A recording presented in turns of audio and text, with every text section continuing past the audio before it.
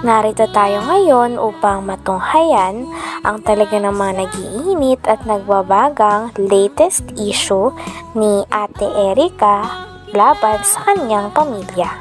Sa pagpapatuloy nga ng ating istorya ay sinasabi naman ni Lolo Miguel na talagang walang katotohanan daw ang mga pinagsasabi ng mga tao na kakampi ni Ate Erica. Puro paghahambog lang daw ang mga iyon at talagang walang katotohanan dahil hindi naman sila ganon katulad ng mga sinasabi ng mga bashers nila na mukha daw silang pera, mga gutom na aso at iba pa. Kaya naman galit na galit si Lolo Miguel at wala na nga talaga siya sigurong pakialam at hangarin na magkaayos pa sila ni Erica. Tingnan natin. Pwede mo daw para mapagyan natin yung sinasabi nila. So maganda rin yung malaman natin lahat ang pangyayari po. Nandito kami, ating kalinga, para malaman natin ang buong katotohanan bakit kumantong sa ganito na salip na magkaisa yung apo at lolo parang hindi magandang nangyayari. Ano niyo po ang pera kung sira naman ang relasyon sa magulo. Ito ang pinakamayaman sa buong mundo. Kung sira naman ang relasyon, wala din silbi po yun. Ang mahalaga po yung magandang samahan.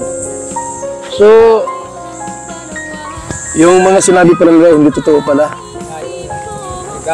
Naghahambog lang. Sinungaling. Sa din yung Initoris niya, butog yun? Si Initoris. Inilahad pa nga ng tita ni Ate Erica na napakarami daw bagay ang binili ni Sir Jun A. ng negosyanteng mayaman para kay Ate Erica at sa kanyang mga pamilya. Binilan nga siya nito ng lote, ng bahay, pati na rin ng NMAX at tricycle. Ayon naman kay Lolo Miguel ay sinabi daw ni Sir Jun A na ang tricycle na yon ay pang pamilya. Ngunit ang nangyari ay kinuha daw ito ng ate ni Erica na si Sheila May kasama ang kanyang asawa. At hindi nga din ito nagagamit ng buong pamilya ni Ate Erica dahil ang mga pinamigay at tinulong ni Sir Jun A para kay Ate Erica ay talagang tinatago ng ate niya na si Sheila May. Kaya na alam mo, ibinubog daw. Meron na palang motor si Erica, Max. Anong pala yung motor niya? Murang yata. Mabuti, may lisensya naman yun. Kinunang yun nila sila, di ko anig dun Ang lisensya. Talagang mahal na mahal ni yung mahal na mahal ni John Lee, ano? Tapos sa may lote sa Dait. Wow, grabe, congratulations. Tapos may bahay pang maganda. Walang masamang tumulong. Meron lang kasi magpabot ng reklamo sa atin. Itong si Lolo Mig saka Dini. Kita po niya yan. Bakit yung gano'n? Anong nangyari? May ilang supermeter yun. Awan ko po, hindi man po nagkahamalit. Basta alaman ko lang na talagang So yung bahay dito, malaki din? Malaki din. Yung ang bukanan ay 22 yata. Ang katahap. May pruweba nga ang tita ni Ate Erica na sinasabihan silang mga gutom na aso ng mga tao na kakampi ni Ate Erica. Kaya naman pinakita ng tita ni Ate Erica ang chat na ito sa kanila. Dahil dito ay mas lalo pa nagagalit si Lolo Miguel kay Ate Erica pati na rin sa kanyang ate at sa mga tao na kumakampi pa dito dahil sila na nga daw ang iniwan at talagang hindi nirespeto dahil umalis daw ang dalawa sa bahay nila nang walang paalam at hindi na nga sila binibisita pagkatapos nilang palakihin ng mga ito at paaralin. Ngunit in return nga ay walang natatanggap na tulong sila Tatay Miguel galing kila Ate Erica tulad ng mga pinapakalat nila na nagsusustento pa daw sila Ate Erica. So yung bahay dito malaki din? Malaki din. Yung ang buka nun ay 22 yata. Ang haba, 24, 22. Ano yun? Second floor? Yung kalahati. Ako ang nagbuka nun. Dahil ko bakilid yung lukuan. Kalahati ang second floor. Dahil ko itong kalahati. Ayan po. Nabuhusan ko. Yan na. So, Empress, let the dogs bark. The lion is still king. Is still the king. Gutom na ang mga asong ligaw at batugan. Ano ngayon kung may pera? Kami, di naman sa inyo. Iyon. Meron pa po dyan. Mga nagpaparinig kayo ha? Hindi maganda yan. Ano pa rito? Ha? Hindi maganda yan yung ganung mga salita.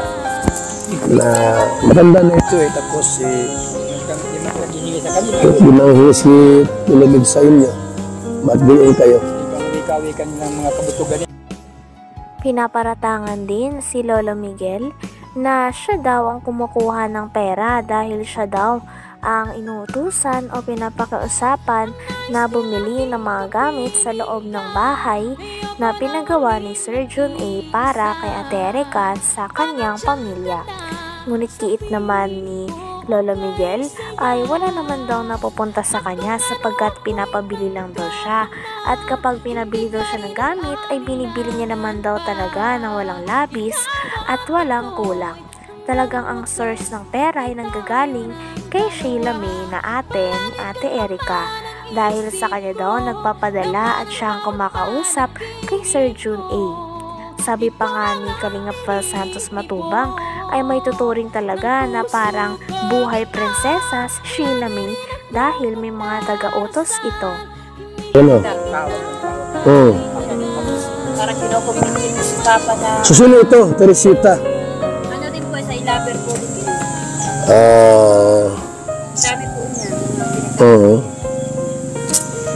Okay, nag-video call sa Tatay Miguel, 3 minutes. Gusto siguro na matanda, makausap talaga ako 3 times siya nag-attempt to call me.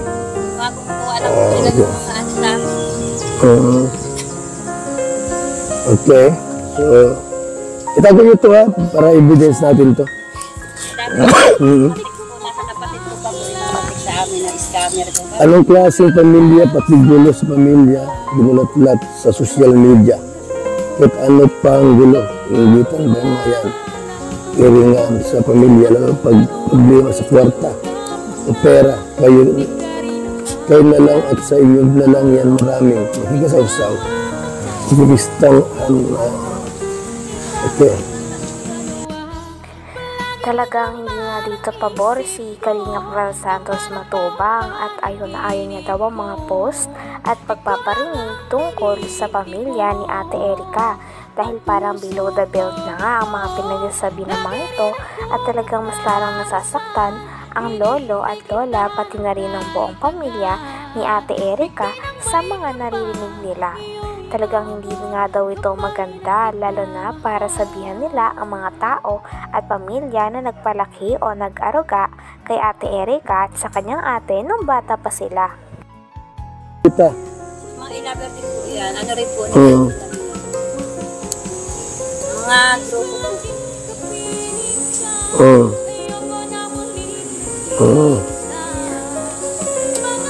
Okay, so may mga hindi magandang salita, no?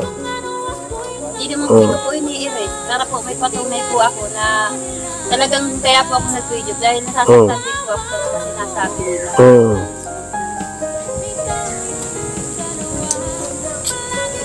Okay.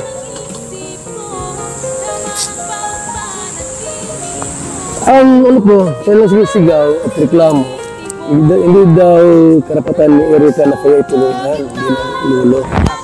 Saan sila nagkaka? Pwede naman po sa amin, hindi naman po. Mapa sa amin. Hindi ako nang nagkakanong, kaya lang, ang hihinapit ko dun. Bakit saan sila naglaki? Mapa sa amin sa 1 taon pa nagkalaki. Kasi sila may... Hanggang dito na lamang muna ang ating napakainit, nagtitrending at talaga namang mas nakakaintriga na issue ni Ate Erica. Maraming salamat sa inyong panonood.